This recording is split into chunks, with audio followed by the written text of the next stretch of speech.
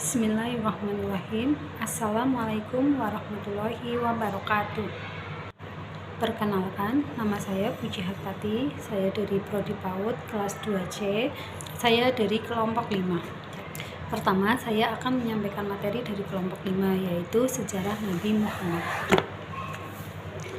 Nabi Muhammad lahir pada hari Senin tanggal 12 Rabiul Awal 571 Masehi atau 1450 tahun yang lalu. Tahun kelahiran Nabi biasa disebut dengan tahun gajah. Ibunda Nabi bernama Aminah dan ayahnya bernama Abdullah. Nabi Muhammad lahir di rumah pamannya, yaitu di rumah Abu Thalib. Kemudian Nabi Muhammad SAW disusui oleh Halimah Sa'diyah. Menjelang dewasa, Nabi Muhammad mulai berdagang bersama temannya, yaitu Sa'ib bin Abi Sa'ib. Usia 25 tahun, Nabi Muhammad mulai menjalin bisnis besar dengan Siti Khadijah. Dan di usia 28 tahun, Nabi Muhammad menikahi Khadijah. Wahyu pertama turun. Wahyu yang pertama kali diturunkan kepada Nabi Muhammad yaitu Quran Surat Al-Alaq 1-5. Quran Surat Al-Alaq diturunkan di Gua Hira. Dakwah pertama Rasulullah. Dakwah pertama Rasulullah dilakukan pada keluarga terdekat, yaitu Bani Hashim. Yang mau beriman dan bertakwa kepada Allah hanya Ali bin Abi Thalib serta Abu Thalib yang juga ikut melindungi Rasul. Paman Nabi yang bernama Abu Jahal dan Abu Lahab justru malah menentang dakwah Nabi pada saat itu. Pertentangan dari kaum kafir Quraisy. Abu Jahal dan Abu Lahab bersama kaum kafir Quraisy menentang dakwah Rasulullah pada saat itu karena mereka khawatir ajaran Nabi dapat merusak agama nenek moyang mereka, yaitu menyembah berhala. Perintah-perintah pada zaman Rasulullah. Yang pertama zakat, yang kedua sholat, yang ketiga kurban.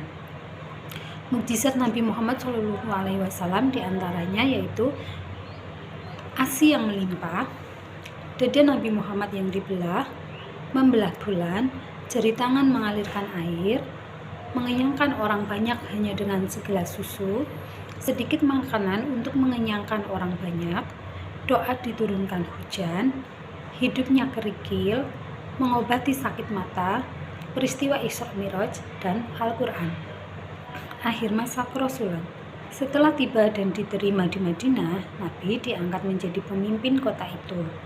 Wafatnya Nabi Muhammad. Nabi Muhammad wafat di kediaman Aisyah pada tanggal 8 Juni 632 Masehi, bertepatan dengan turunnya wahyu terakhir, yaitu Quran Surat As-Zumar ayat 30. Selanjutnya materi dari kelompok 1 yaitu macam-macam penyakit hati. Penyakit hati adalah sifat buruk seseorang.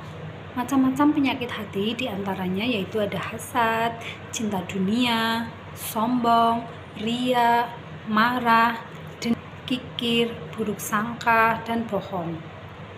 Obat penyakit hati diantaranya yaitu Al-Quran. Dengan sering membaca Al-Quran, maka kita akan menjadi lebih tenang dan dapat menjauhkan kita dari penyakit hati.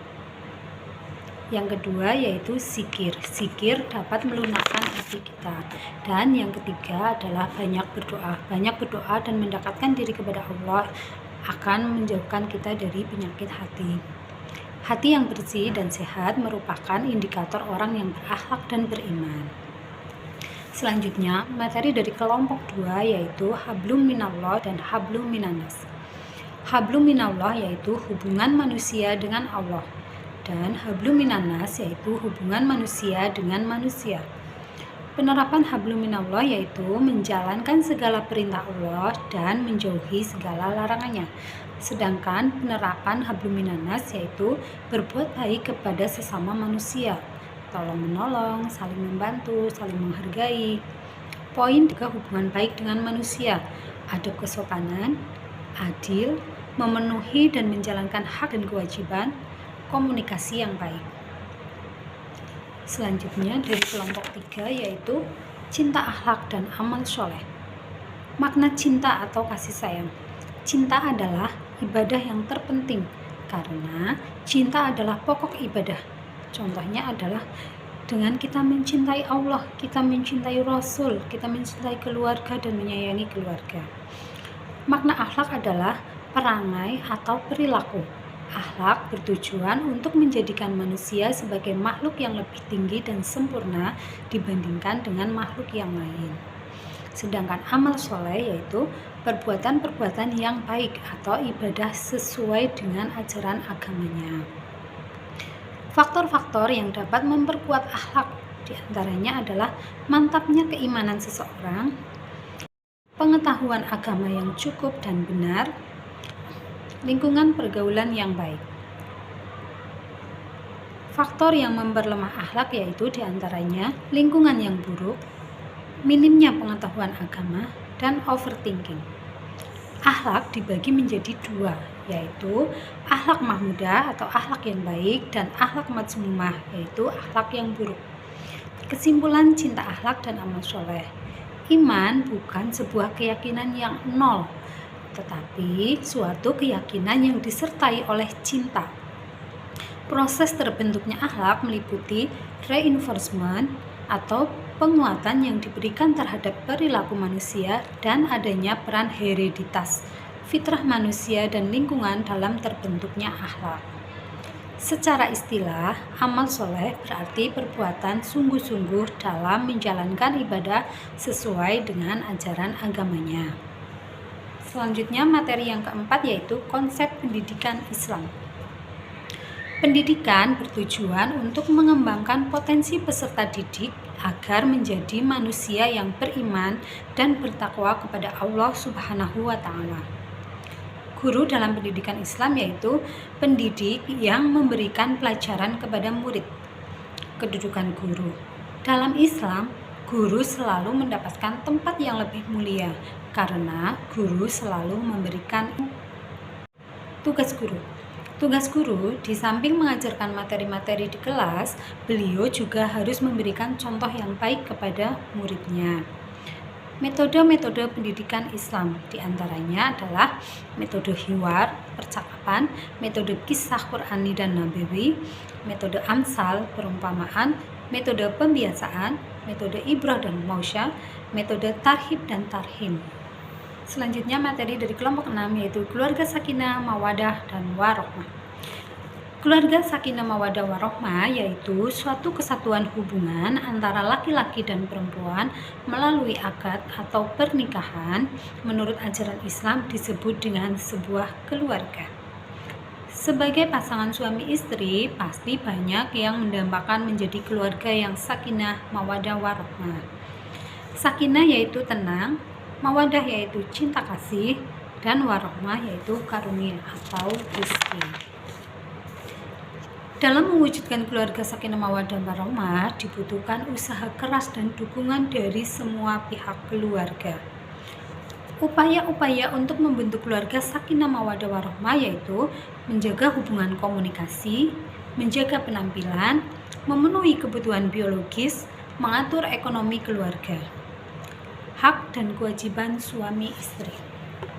Hak istri dan kewajiban suami diantaranya adalah membayar mahar, memberi nafkah, diperlakukan dan digauli dengan baik, memberikan warisan. Sedangkan hak suami dan kewajiban istri yaitu menjadi istri yang sholihah, menjadi istri yang menundukkan pandangan, menjadi istri yang bicara dengan nada yang lemah lembut dan rendah, menjadi istri yang menutup aurat di depan orang yang bukan mahram. Keluarga samawa adalah ikatan lahir batin antara pria dan wanita dengan tujuan untuk membentuk keluarga yang bahagia dan melaksanakan sunnah Rasul. Selanjutnya materi yang ketujuh yaitu fikih, infak, dan sedekah. Infak berasal dari kata anfaqa yanfiku yang artinya adalah membelanjakan atau membiayai. Macam-macam infak dibagi menjadi 3, diantaranya yaitu 1. Infak mubah.